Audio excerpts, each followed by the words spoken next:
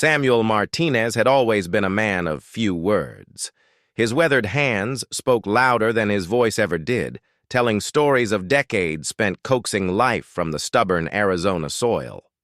At 62, he owned a modest ranch on the outskirts of Tucson, where he raised cattle and grew vegetables that he sold at the local farmers market every Saturday morning.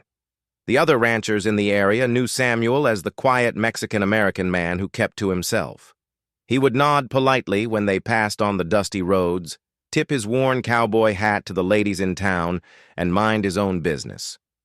What they didn't know was that Samuel carried secrets in his silence, secrets that stretched back to his youth when he served as a tracker for the U.S. Border Patrol, working alongside Apache scouts who had taught him skills that most men could never imagine.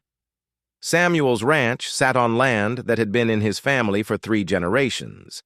His grandfather had purchased it in 1924, back when Mexican Americans could still buy property without facing the discrimination that would come later. The ranch wasn't much to look at. A simple adobe house, a weathered barn, corrals made of mesquite posts, and pastures that required constant irrigation to stay green under the brutal desert sun. Every morning at dawn, Samuel would walk the perimeter of his property, checking fences and water lines. He moved with a quietness that came naturally to him, his boots barely making a sound on the hard-packed earth. The local wildlife had grown accustomed to his presence.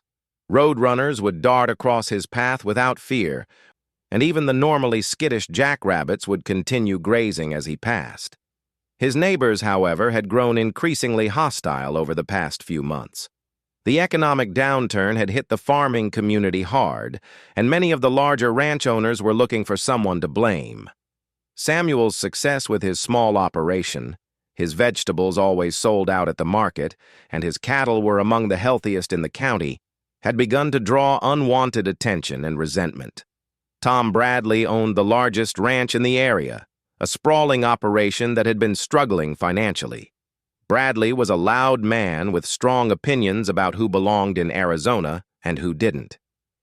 He had been vocal at town meetings about outsiders taking opportunities away from real Americans, and his eyes always seemed to land on Samuel when he spoke those words. The trouble started on a Tuesday morning in late September.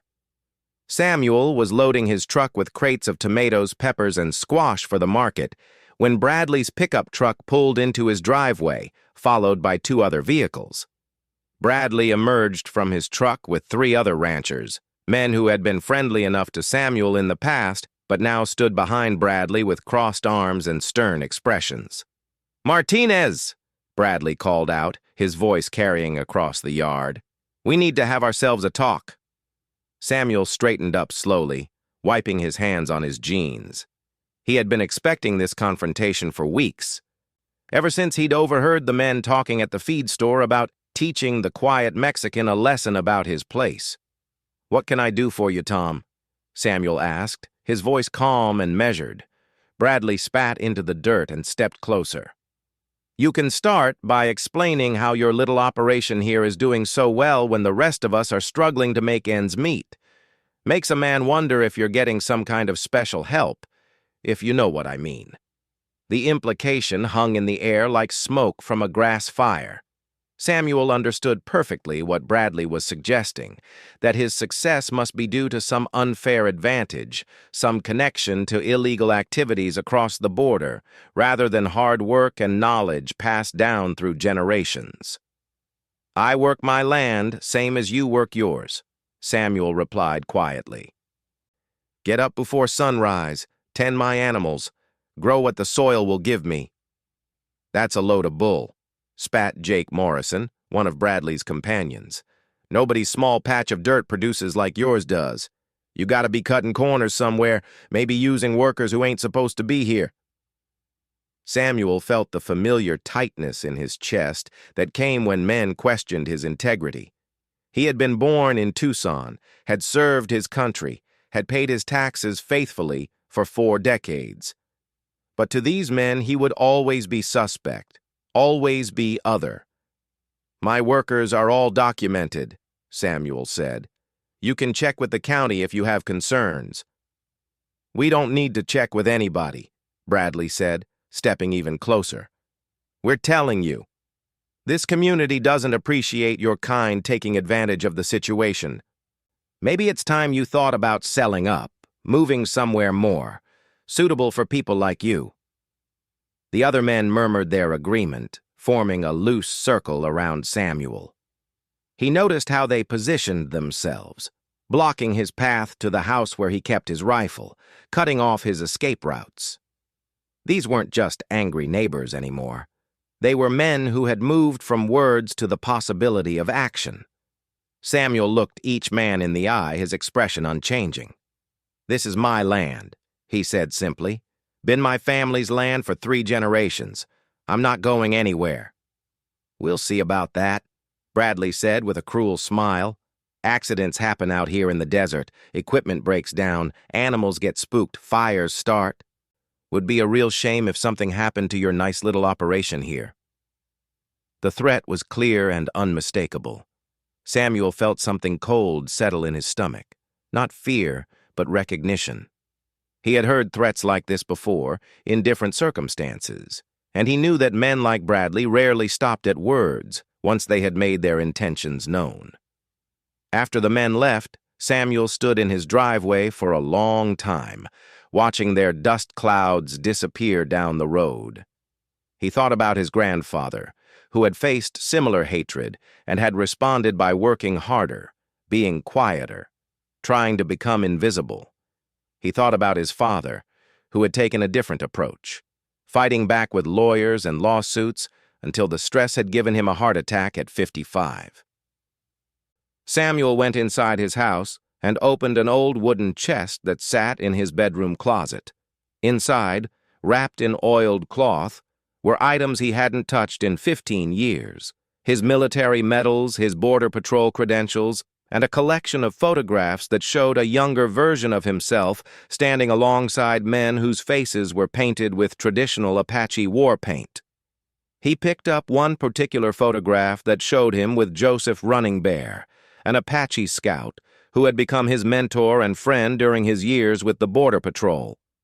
Joseph had taught him to read sign that most men couldn't see, to move through the desert like a ghost, and to understand that sometimes the quiet man held the most dangerous secrets. Samuel had stayed in touch with Joseph over the years, visiting him on the reservation during holidays and helping out when the old scout needed assistance. More importantly, Joseph had introduced Samuel to a network of Apache veterans and trackers who maintained their traditional skills while serving in various law enforcement and military roles throughout the Southwest. That evening, Samuel made a phone call to Joseph Running Bear.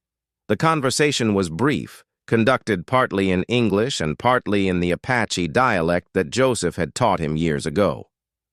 "Uncle," Samuel said, using the respectful term for an elder, "I think I might need to call in that favor you offered me."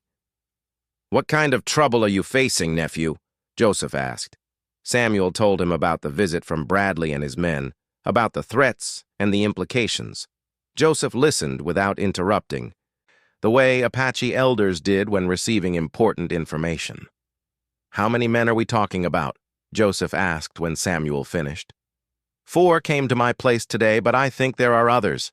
Maybe 8 or 10 total who feel the same way." There was a long pause on the other end of the line.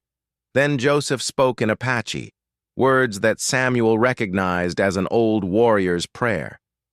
"We will handle this," Joseph said finally, switching back to English. "But you must be patient. The old ways take time to arrange, but they are more effective than the new ways when it comes to teaching respect." Samuel knew better than to ask for details. Apache justice had its own timeline and its own methods. He simply said, "I understand, Uncle. I will wait."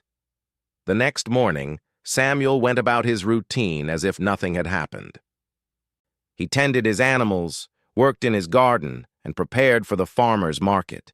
But he also did something he hadn't done in years. He began practicing the tracking and observation skills that Joseph had taught him, preparing himself for whatever was coming. As he worked, he noticed small signs that told him he was being watched.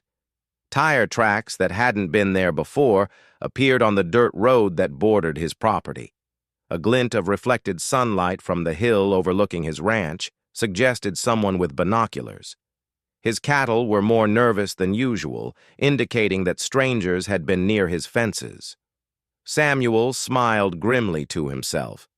These amateur cowboys thought they were being clever, but they were leaving sign that a child could read. They had no idea what they had set in motion or who they were really dealing with. On Thursday night, he sat on his front porch with a cup of coffee, looking out at the desert stars and listening to the sound of coyotes calling to each other across the darkness. Somewhere out there, he knew, Apache scouts were already moving into position, reading the land and the enemy with skills that had been refined over centuries of warfare and survival. The quiet farmer was about to remind his neighbors why silence could be the most dangerous sound of all. Friday morning arrived with an unusual stillness that made Samuel's skin prickle with awareness. The desert was never truly quiet, but today even the birds seemed to be holding their breath. He went through his morning routine, but his senses were heightened, tuned to detect any change in the familiar patterns of his land. Around mid-morning, Samuel noticed the first sign that Joseph Running Bear's network was in motion. A red-tailed hawk circled his property 3 times before flying north, a signal that would mean nothing to most observers, but which Samuel recognized as an Apache message indicating that watchers had taken their positions. He continued his work, checking water lines and feeding his cattle, but now he moved with the careful awareness of a man who knew he was no longer alone in this confrontation. The Apache scouts were out there somewhere, invisible as shadows, reading every movement of Bradley and his men. That afternoon, Bradley's intimidation campaign escalated. Samuel's mailbox was found riddled with bullet holes, and someone had cut his telephone lines during the night. When he drove to the feed store for supplies, he noticed Bradley's truck and 2 others following him at a distance. They weren't trying to hide their surveillance anymore. The message was clear that they wanted him to know he was being watched and threatened. At the feed store, the owner, Pete Adamson, greeted Samuel with obvious nervousness. Pete had always been friendly to Samuel, but today he could barely meet his eyes. "Morning, Samuel," Pete said quietly, glancing around the store as if expecting trouble. "Heard you've been having some difficulties with some of the local ranchers." Samuel nodded, loading sacks of grain onto his cart. "Some folks seem to have strong opinions about my farming methods." Pete leaned closer and lowered his voice. "Look, I've known you for 15 years, and you're one of the most honest men I've ever dealt with. But Bradley and his bunch have been coming around, talking to all the local business owners, suggesting we should stop selling to you. They're saying anyone who does business with you might find themselves having problems too." The economic warfare was beginning, just as Samuel had expected. This was how it always started in small communities. First the threats, then the isolation, then the escalation to property damage and violence. Samuel had seen it before, both as a border patrol agent and in his own community growing up. "I understand your position, Pete," Samuel said calmly. "You've got to do what's best for your business." Pete looked genuinely pained. "I'm not saying I'm going to stop selling to you, but maybe you should consider talking to the sheriff about all this." Samuel almost smiled at that suggestion. Sheriff Mike Coleman was Bradley's brother-in-law and had made his feelings about Mexican Americans quite clear during his election campaign. Calling the sheriff would be like asking the fox to guard the henhouse. "I'll handle it my own way," Samuel said, paying for his supplies and heading back to his truck. As he loaded the grain sacks, Samuel became aware of being watched by more than just Bradley's men. There was a different quality to the observation now, a presence that felt protective rather than threatening. He glanced around casually and caught a glimpse of movement near an old water tank behind the feed store, just a flicker of shadow that disappeared the moment he looked toward it. Joseph's scouts were here in town, watching the watchers. That evening, the first of Bradley's men experienced what would later be described to the sheriff as equipment failure. Jake Morrison was checking his cattle in the north pasture when his ATV broke down. What he didn't report was that he had also seen something that made his blood run cold: fresh Apache tracks around his water tank, and symbols carved into a fence post that any local with knowledge of tribal history would recognize as warnings. Morrison's ATV hadn't simply broken down. The fuel line had been cut with surgical precision, the spark plug had been removed, and the tires had been deflated. But the mechanical sabotage was secondary to the psychological message. Someone with considerable skill had approached his vehicle in broad daylight, within sight of his house, without being detected by Morrison or his dogs. When Morrison called Bradley to report the incident, he was shaking. "Tom, something's not right. Somebody was on my property today, real close to the house. My wife said the dogs were acting strange all morning, whimpering and hiding under the porch." Bradley dismissed his concerns. "Probably just kids playing pranks. Don't let Martinez get in your head with psychological warfare." But Morrison wasn't convinced. He had grown up in Arizona and knew the stories about Apache warriors who could move like ghosts across the desert. The tracks he had found were made by someone who knew the old ways, someone who could approach within yards of a target without being detected. Saturday brought the farmer's market, and Samuel arrived as usual with his truck full of fresh produce. He set up his booth and waited for customers, aware that several of the other vendors were watching him nervously. Word of his conflict with Bradley had spread through the small community, and people were choosing sides. To Samuel's surprise, his booth was busier than usual. Several customers made a point of buying extra vegetables, and Mrs. Eleanor Santos, the elderly woman who ran the flower stand, came over to speak with him directly. "Samuel," she said quietly, "I wanted you to know that not everyone in this community agrees with what Bradley and his friends are doing. My late husband always said you were one of the most decent men in this county." Other customers nodded in agreement.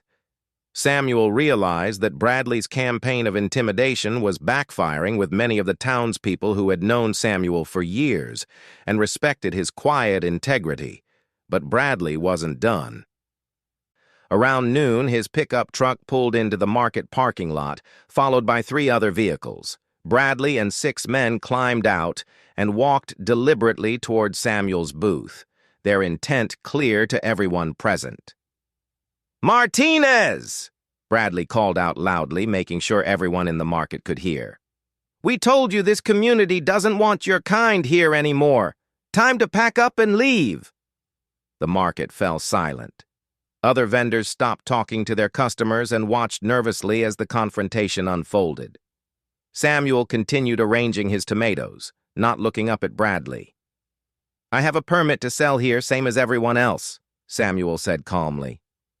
"Permits can be revoked," Bradley said with a nasty smile, "especially when there are concerns about the quality of the merchandise. Who knows what kind of chemicals you might be using on these vegetables? Could be dangerous to public health." It was an obvious lie, and everyone present knew it. Samuel's produce was certified organic and had never caused any health issues. But Bradley was counting on fear and prejudice to carry his argument.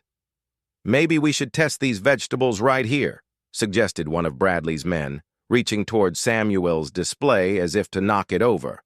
That's when something extraordinary happened. As the man's hand moved toward the tomatoes, he suddenly froze, his eyes widening in shock. Standing directly behind Samuel, so close they could have touched him, was a man who hadn't been there seconds before. The man was Apache, probably in his 50s. With traditional long hair bound with leather and wearing modern clothes that somehow looked completely natural on his powerful frame. He hadn't made a sound approaching, and none of Bradley's men had seen him coming. He simply appeared, like a materialization from the desert itself. "Excuse me?" the Apache man said politely to Bradley's companion, his voice carrying clearly across the silent market. I don't think you want to touch this man's vegetables." Bradley spun around, confusion and anger warring on his face. "Who the hell are you? This is none of your business." "My name is Joseph Running Bear," the man said with quiet dignity. "And Samuel Martinez is under the protection of the Chiricahua Apache Nation. Any man who threatens him threatens us." The effect of these words on the crowd was immediate and dramatic. Everyone present knew the history of Apache warriors in Arizona, knew the stories of Geronimo and Cochise, and the fierce resistance they had mounted against anyone who threatened their people. The idea that Samuel Martinez had somehow earned their protection was both shocking and sobering. Bradley tried to bluster his way through the moment. "I don't care who you think you are. This is between us and Martinez." Joseph Running Bear smiled, and somehow that smile was more frightening than any threat could have been. "Look around you, Tom Bradley. Look carefully." Bradley and his men turned, scanning the market crowd, and what they saw made their confident expressions falter. Standing among the shoppers, positioned at strategic points around the market, were at least a dozen Apache men and women. They had been there all along. Invisible in plain sight, blending perfectly with the Saturday crowd until the moment they chose to be seen. Each of them wore the subtle signs of military or law enforcement experience. The way they stood, the awareness in their eyes, the casual confidence of people accustomed to dangerous situations. These weren't reservation dwellers playing at being warriors. These were modern Apache who had served in Iraq and Afghanistan, who worked as federal marshals and border patrol agents and FBI investigators, who maintained their traditional skills while excelling in contemporary professions. "There are more of us than you can see," Joseph continued conversationally. "We have been watching you and your friends for 3 days now. We know where you live, where you work, where your families shop and go to school. We know your habits, your weaknesses, your schedules." The psychological impact was devastating. Bradley's men, who had felt confident when they outnumbered Samuel 6-1, now realized they were surrounded by an unknown number of highly trained opponents who had been observing them without being detected. "This is intimidation," Bradley said, but his voice lacked its earlier confidence. "I'll call the sheriff." "Please do," Joseph said mildly. "Sheriff Coleman served 2 tours in Afghanistan with my nephew Marcus. I'm sure he'll be very interested to hear about your recent activities." Bradley's face went pale as he realized that his brother-in-law's military connections might not work in his favor in this situation. The sheriff would have to choose between family loyalty and respect for the Apache veterans who had served alongside his own deputies. Samuel finally looked up from his produce, meeting Bradley's eyes for the first time since the confrontation began. "I told you this was my land," he said quietly. "I told you I wasn't going anywhere. Now you understand why." The standoff lasted for several more minutes, but the outcome was no longer in doubt. Bradley and his men were outmaneuvered, outgunned, and completely outclassed by opponents who fought by rules they didn't understand. Finally, Bradley gestured to his men, and they began walking back toward their trucks. "This isn't over," Bradley called over his shoulder, but even he didn't sound convinced. "Yes, it is," Joseph Running Bear replied. "It's completely over." As Bradley's vehicles pulled out of the market parking lot, the Apache watchers melted back into the crowd as quietly as they had appeared. Within minutes, the market had returned to its normal Saturday bustle as if the confrontation had been a shared dream. Joseph approached Samuel's booth and selected a large tomato, placing a $5 bill on the table. "Looks like good produce, nephew," he said with a slight smile. "The best I've ever grown, Uncle," Samuel replied, using the traditional term of respect. Joseph nodded and walked away, disappearing into the crowd like smoke in the wind. Samuel continued selling his vegetables, but now he was surrounded by customers who seemed eager to buy from the man who had earned the protection of the Apache Nation. The quiet farmer had spoken through his allies, and his message had been heard clearly throughout the county, but the real demonstration of Apache justice was still to come. Sunday morning dawned with an eerie calm that settled over the ranching community like morning mist. Samuel Martinez woke before sunrise, as was his habit, and stepped onto his front porch with his coffee cup. What he saw in the distance made him set down his cup and stare in amazement. On the hill overlooking his ranch, silhouetted against the rising sun, stood the unmistakable figure of an Apache warrior on horseback. The figure remained motionless for several minutes, then raised his hand in a traditional salute before disappearing over the ridge. Samuel understood the message. The protection that Joseph Running Bear had promised was now fully in place. Miles away, Tom Bradley was discovering exactly what that protection meant. Bradley woke to his dogs barking frantically outside his bedroom window.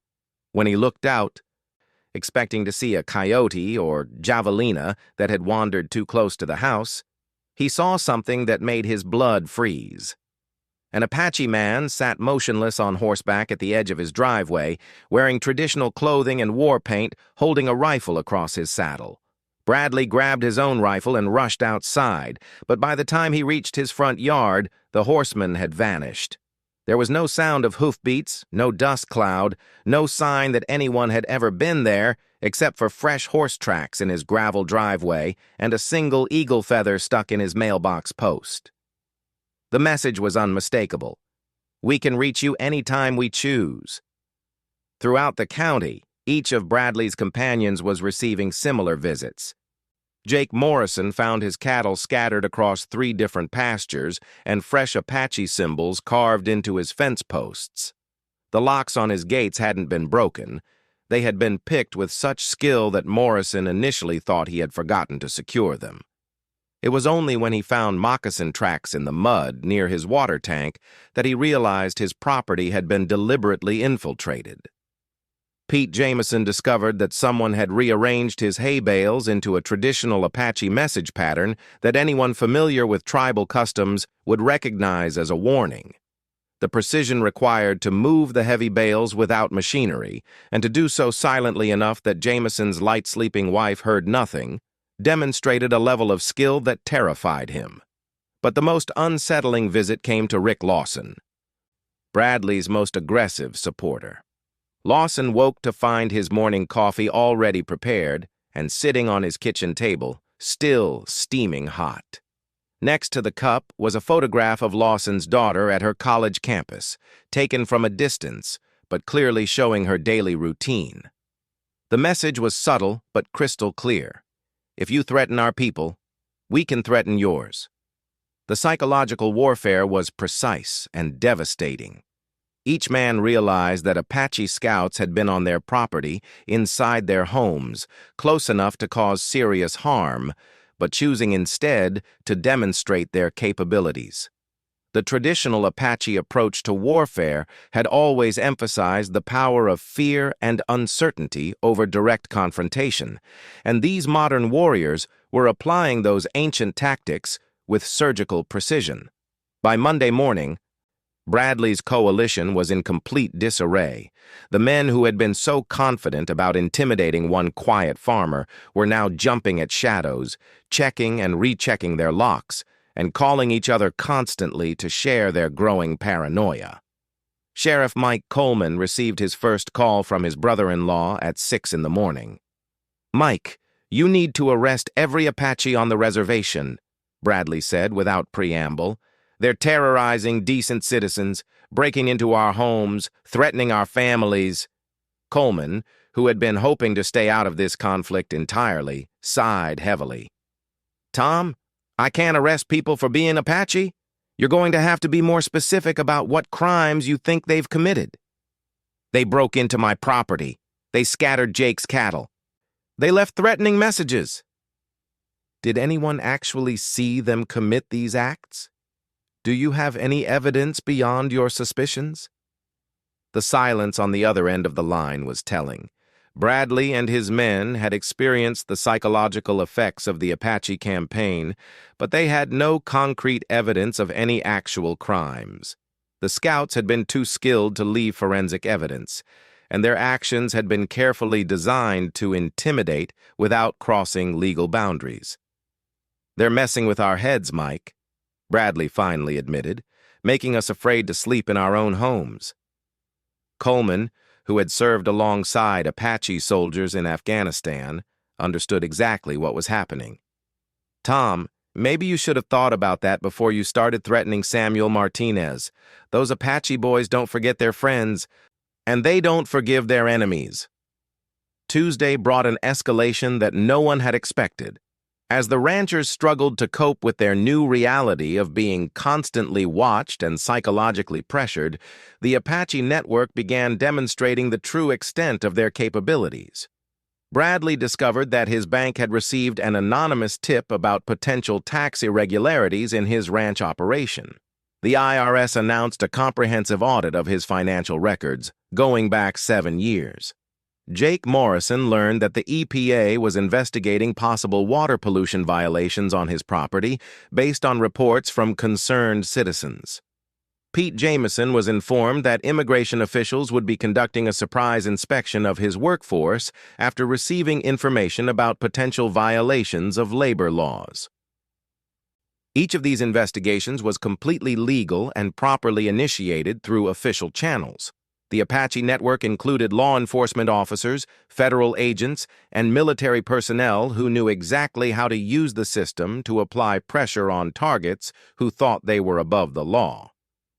Samuel continued his daily routine, tending his ranch and preparing for Saturday's farmers' market, but now he moved with the quiet confidence of a man who knew he was protected by forces his enemies couldn't begin to understand or counter. On Wednesday evening, Joseph Running Bear appeared at Samuel's front door as silently as he had materialized at the farmer's market. "How are you holding up, nephew?" Joseph asked, accepting the cup of coffee Samuel offered him. "I'm grateful, Uncle," Samuel replied. "But I'm also curious about how long this can continue.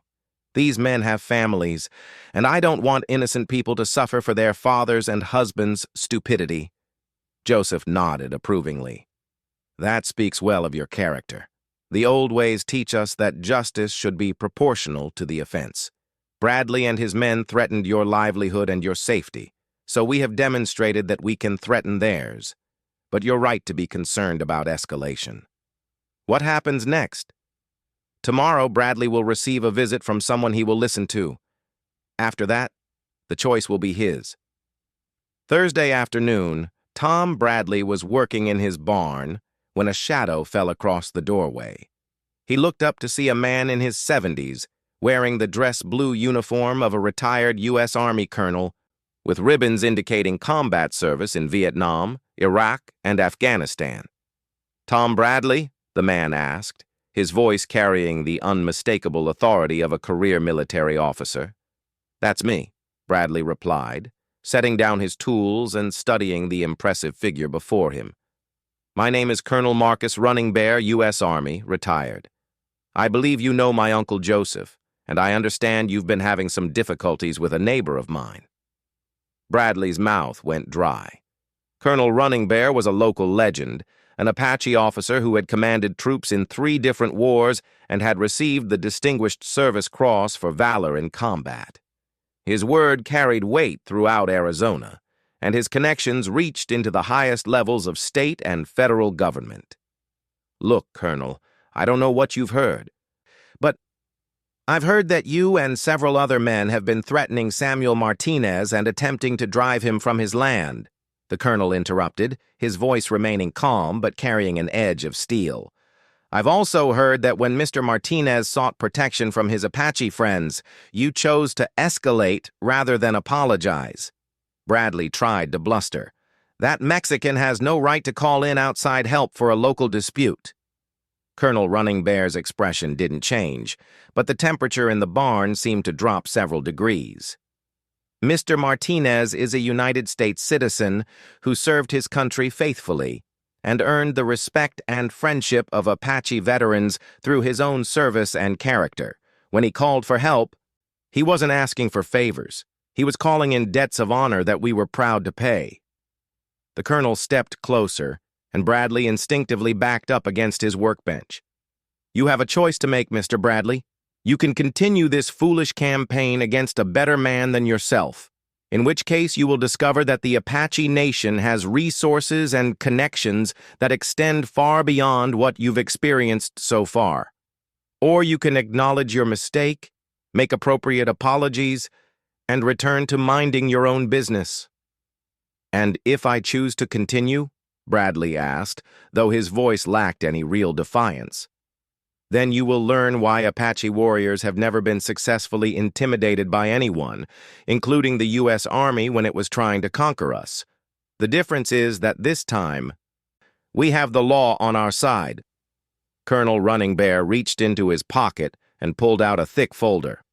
"We have documented evidence of your harassment campaign against Mr. Martinez, including recordings of your threats and witnesses to your attempts to interfere with his business. We also have evidence of various legal violations on your own property that could result in significant fines and possible criminal charges." He placed the folder on Bradley's workbench. "This information will disappear if you choose to end this conflict honorably. If you choose to continue, copies will be delivered to every relevant law enforcement agency, regulatory body, and news organization in the state." Bradley stared at the folder as if it were a rattlesnake. "What do you want me to do?" "Apologize to Samuel Martinez publicly.